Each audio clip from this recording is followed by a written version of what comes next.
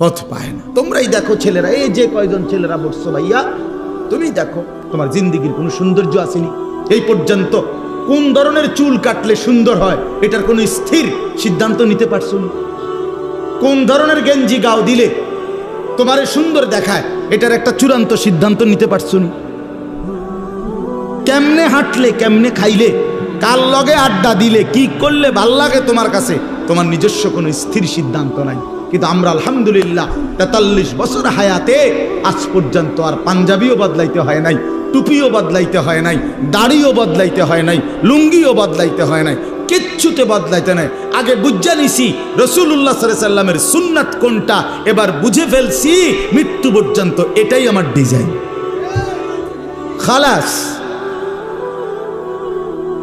আল্লাহকে যে ছেড়ে দেয়, রাসূলকে যে ছেড়ে দেয়, সে আর কোনো ঘাটে স্থান পায় না।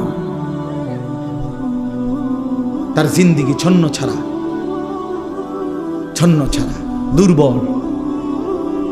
এজন্য আল্লাহর উপরে ঈমান, আল্লাহর সাথে মহব্বত, আল্লাহকে আঁকড়াইয়া ধরা, এটাই মজবুত। এটা গুরুত্বপূর্ণ বিষয়, এটা গুরুত্বপূর্ণ বিষয়। বিশ্বাস করে, ঈমান সবচেয়ে বড় সম্পদ। এই পৃথিবীটা যদি আপনি 10-12 পান, আরে ভাইয়া, আর যদি আল্লাহকে হারাইয়া ফেলেন, আল্লাহর কসম আপনি কিছুই পান না। পৃথিবীর কিছু না পেয়ে জীর্ণ কুঠিরেও কেউ যদি ঈমানদার হয়, হাসরের ময়দানে সে দেখবে বাদশাহ। আমার শায়েখ আল্লামা মুফতি মুশতাকুর নবী সাহেব বলেন, হায় কত কোটিপতি দুনিয়াদার হাসরের ময়দানে গিয়ে দেখবে ফকির। কত জীর্ণ শীর্ণ গরিব দুঃখী ঈমানদার হাসরের ময়দানে গেলেই দেখবে বাদশাহ। বাদশাহ, বাদশাহ। এজন্য ভাই এটা জরুরি বিষয়। আল্লাহকে ছাড়তে নাই, আল্লাহকে বাদ দিলে আর কিছুই থাকে না। আল্লাহই মুমিনের বন্ধু, মুমিনের বন্ধু সবচেয়ে প্রিয় আল্লাহ। ওয়াল্লাযীনা আমানু আশাদ্দু হুব্বান লিল্লাহ। কোরআনে আল্লাহ বলছেন, যারা মুমিন তাদের সবচেয়ে বেশি ভালোবাসা আল্লাহর জন্য। কার জন্যে? বান্দা যখন আল্লাহকে পুরা ভালোবাসে, আল্লাহও বান্দাকে পুরা ভালোবাসে। এই ভালোবাসা যখন পূর্ণ হয়, আল্লাহ আর ওই বান্দারে জমিনে থাকতে দেয় না, নিজে ডাইকা নিজের কাছে নিয়ে যায়। হ্যাঁ হ্যাঁ, ইয়া আইয়াতুহান নাফসুল মুতমাইন্নাহ ইরজিই ইলা রাব্বিক রাদিয়াতাম মারদিয়াহ।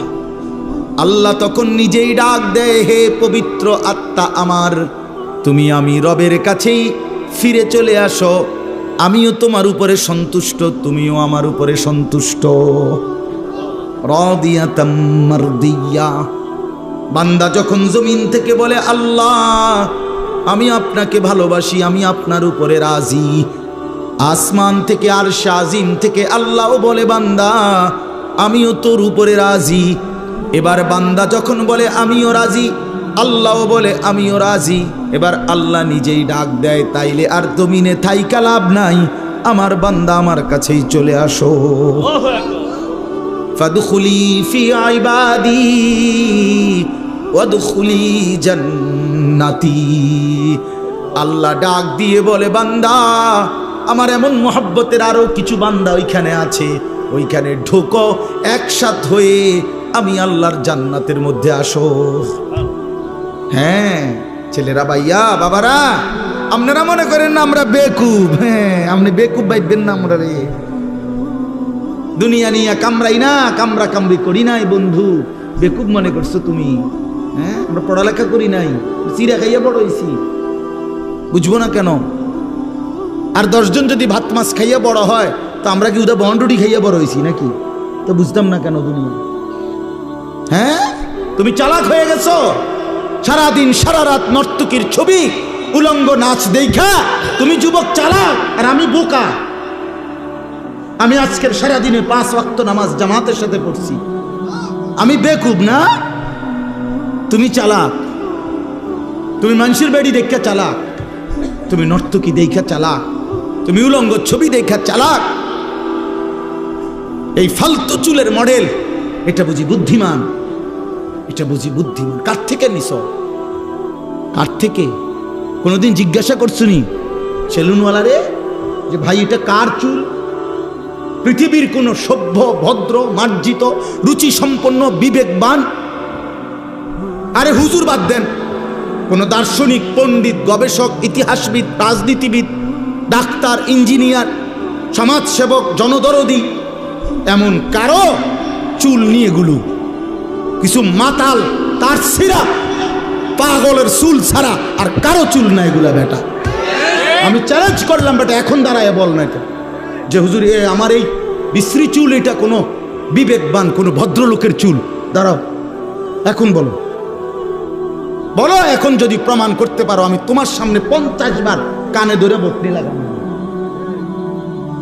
এই মোবাইলে ভিডিও দেখা, কার মতো জিন্দিগি সাজলা? এত বড় রসুলকে বাদ দিয়া কোন পাগল ছাগলের কাছ থেকে স্টাইল নিলাম? হ্যাঁ বেউকুফ বেটা, কি পড়ালেখা করছো? এতটি বাংলা, অঙ্ক, ইংরেজি, পদার্থ, জীববিজ্ঞান পড়া নিজে অপদার্থ হইয়া রইলা। কিতা পড়ছো?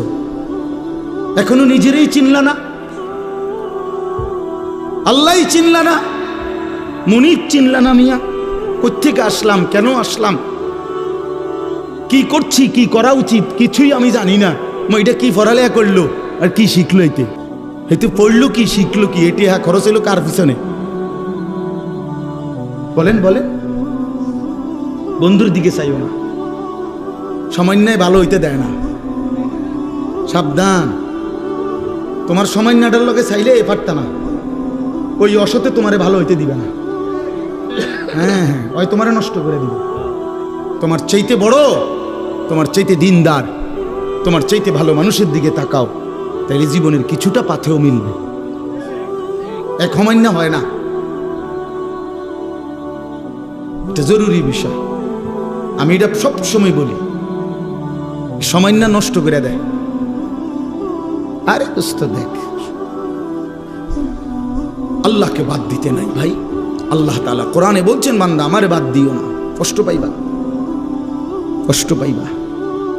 আমি সব সহ্য করতে পারি, আমার জাত ও সিফাতের মধ্যে বান্দা যখন আমারে বাদ দিয়া অন্য কিছুর উপরে ভরসা করে, অন্য কিছুকে বন্ধু বানায়, আল্লাহ বলে বিশ্বাস করো বান্দা, আমি এটা সহ্য করতে পারি না। হ্যাঁ, আপনি দোকান, এই দোকানটাকে এতটা গুরুত্ব দিছে, নামাজ না না হুজুর কাস্টমারের ক্ষতি হয়ে যাবে, ব্যবসার লসে এসে পড়বে।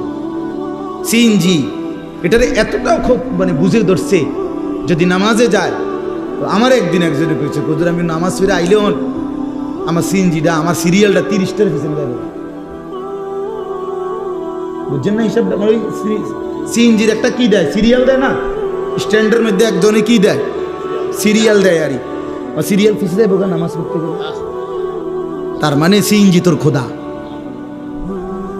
তোর খোদা সিএনজি, তোর খোদা অটো, তোর দোকান তোর খোদা, আপনার ফুতের বিদেশের টাকা আপনার খোদা।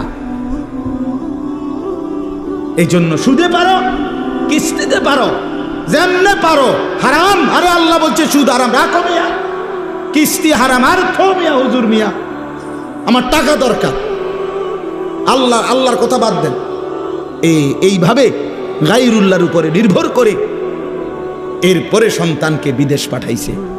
3 বছর লাগছে না, 2 বছর লাগছে না, তারপর আল্লাহর রহমতে বিয়ে কইরা এখন আব্বা বুঝেন তো, কি আর এরকম সময় আসেনি, এই সংসারে থাকতে পারে না, শহরে থাকবো, খোলাফাইন মানুষ করবো, জিভুত মানুষ করবো। বাপ মারে বাদ দিয়ে এখন জিভুত মানুষ করে।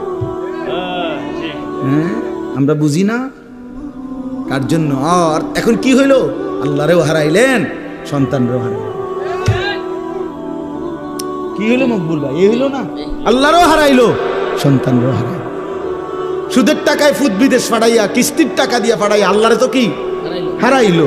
এবার ফুতো গেছে গাহন, ফুতো আগের মতো খবর লয় না। তো এবার ফুতো গেল, খোদাও গেল, আল্লাহও গেল, আমনে কি হইলে না? খাসিরাত দুনিয়া ওয়াল আখিরা। আজকে এটাই কথা, আল্লাহকে বাদ দিতে নাই।